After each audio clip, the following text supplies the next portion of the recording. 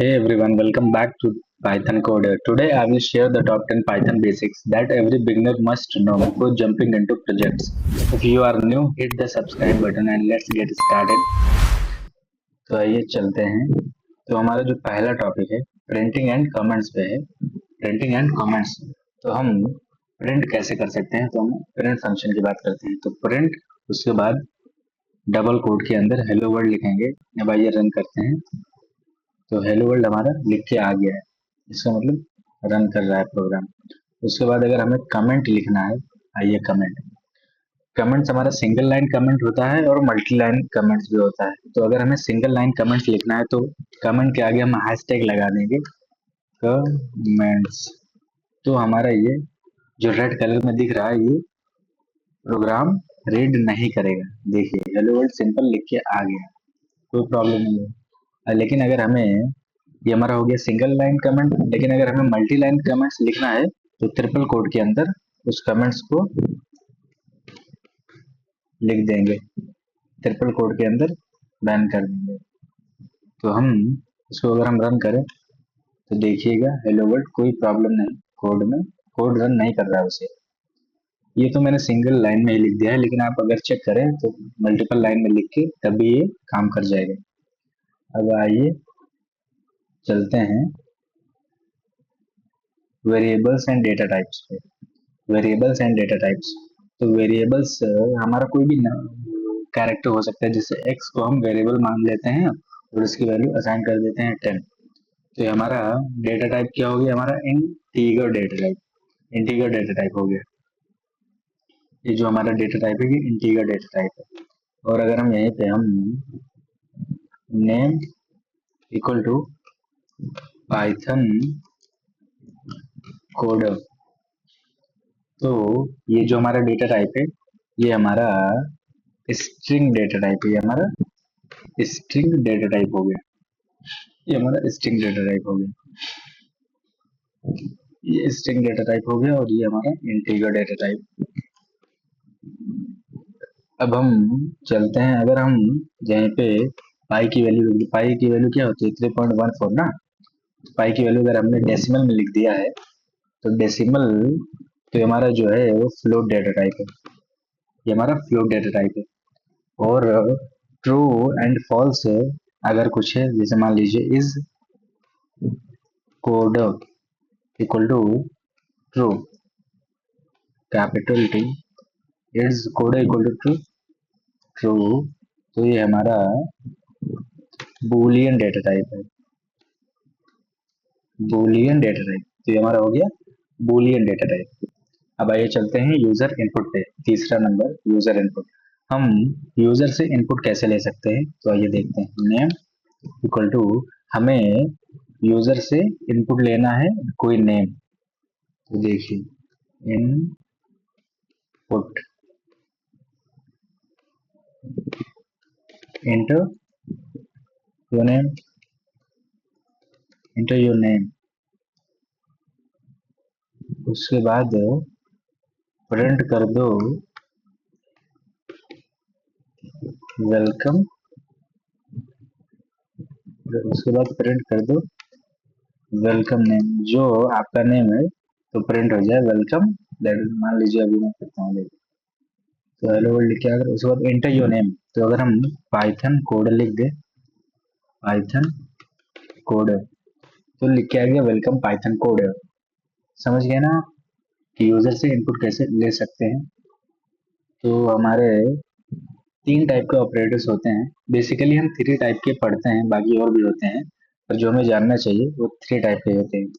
पहला तो हमारा अरिथमेटिक, अरिथमेटिक ऑपरेटर। ये ऑपरेटर में आते हैं प्लस, माइनस,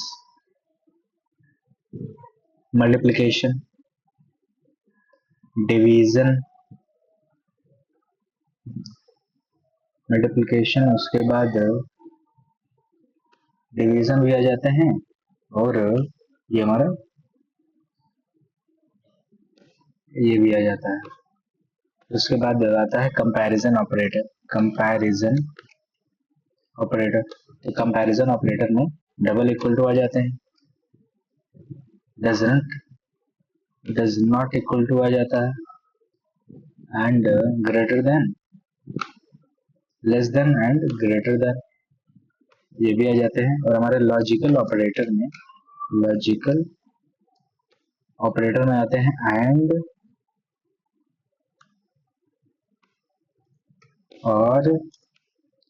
और नॉट, ये हमारे लॉजिकल ऑपरेटर्स हैं। तो थ्री टाइप के ऑपरेटर्स बेसिकली होते हैं, और भी होते हैं, पर हमें जो जानने की जरूरत है बिगिनर लेवल पे वो इतने ही होते हैं। तो आप लोग देख लीजिए।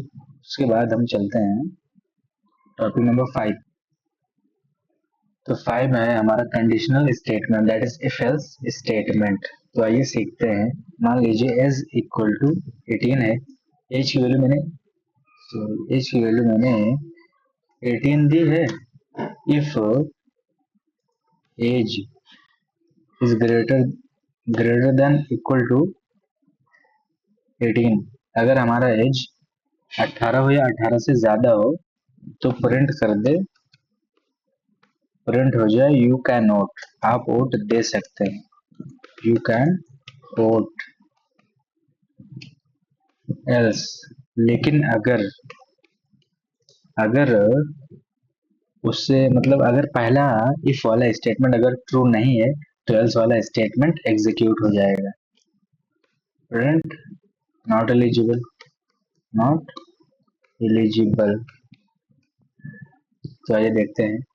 तो हम तो एज की वैल्यू 18 है, तो इफ वाला जो स्टेटमेंट है हमारा वो 18 या 18 से बड़ा, तो इफ वाला स्टेटमेंट ही हमारा प्रिंट होना चाहिए। आइए देखते हैं। तो यस, यू कैन वोट मतलब हमारा इफ वाला स्टेटमेंट ही प्रिंट हुआ है। टॉपिक नंबर 6 पे चलते हैं। Loops, for and loop and while loop. Two types के लूप होते हैं, for loop and while loop. तो पहले फॉर लूप की बात करते हैं।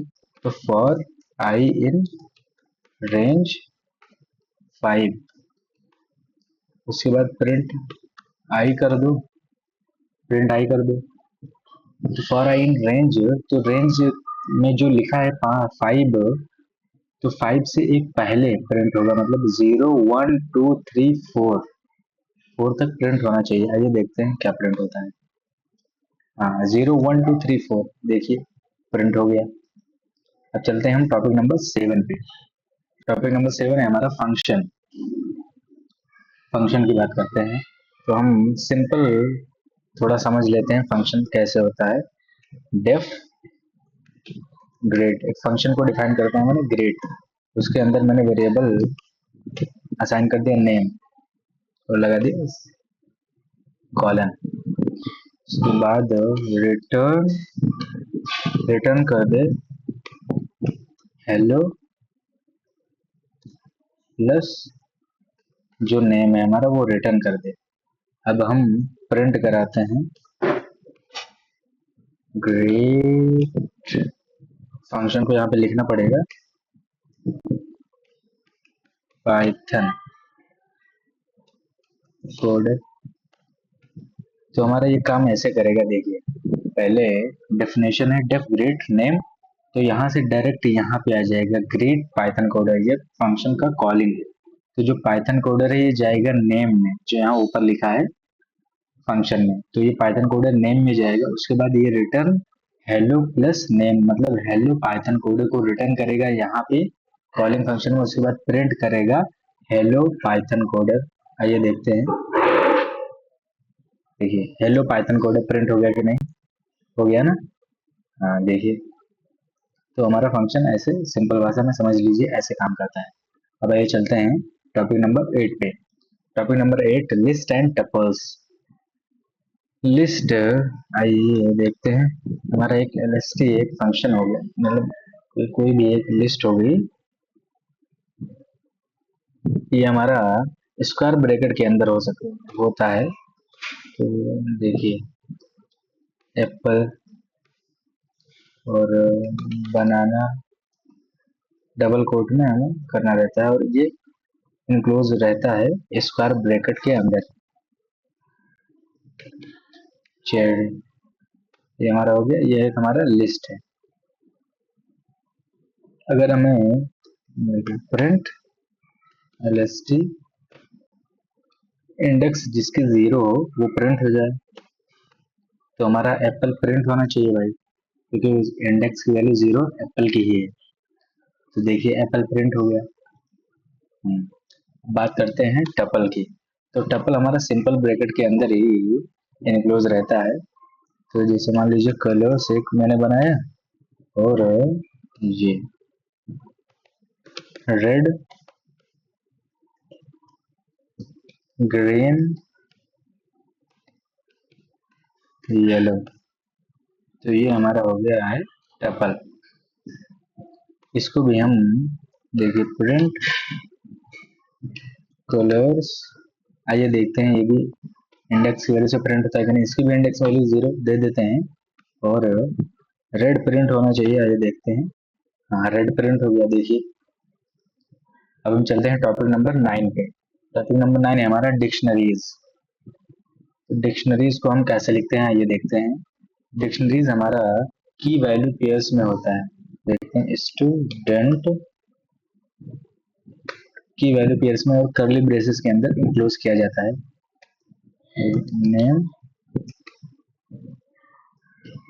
ये हमारी हो गई की, नेम हो गई की, और इसकी वैल्यू हो जाएगी अमन, कर लेते हैं। तो हमारा की वैल्यू पेयर्स में हो गया। उसके बाद कॉमा लगा के एज 20, तो एज हमारी की हो गई 20, उसकी की वैल्यू हो गई, कर्ली ब्रेसेस में इनक्लोज कर देते हैं। उसके बाद हम प्रिंट कराएंगे, प्रिंट स्टूडेंट,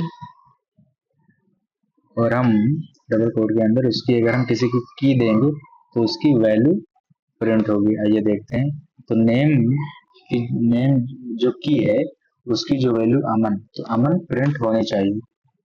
देखिए अमन प्रिंट हो गई। तो हम चलते हैं टॉपिक नंबर 10 पे। टॉपिक नंबर 10 है इंपोर्टिंग मॉड्यूल। हम किसी भी इंपोर्ट को मॉड्यूल कैसे कर सकते हैं, किसी भी मॉड्यूल को इंपोर्ट कैसे करते हैं आइए देखते हैं। तो अगर हमें मैथ का फॉर्मूला या कोई भी फंक्शन यूज करना है तो हमें पहले मैथ मॉड्यूल को इंपोर्ट करना पड़ेगा।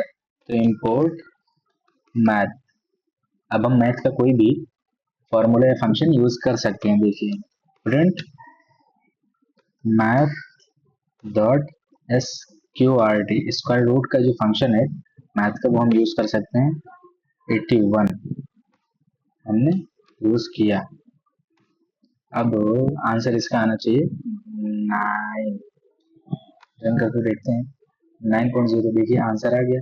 वहीं पे अगर हम मैथ मॉड्यूल को इंपोर्ट नहीं करते, आइए देखते कमेंट कर देते हैं, इंपोर्ट नहीं करते, देखिए एरर बता रहा है कि नहीं, मैथ इज नॉट डिफाइंड। इसीलिए हमें मैथ मॉड्यूल को इंपोर्ट करना पड़ेगा। And that's it.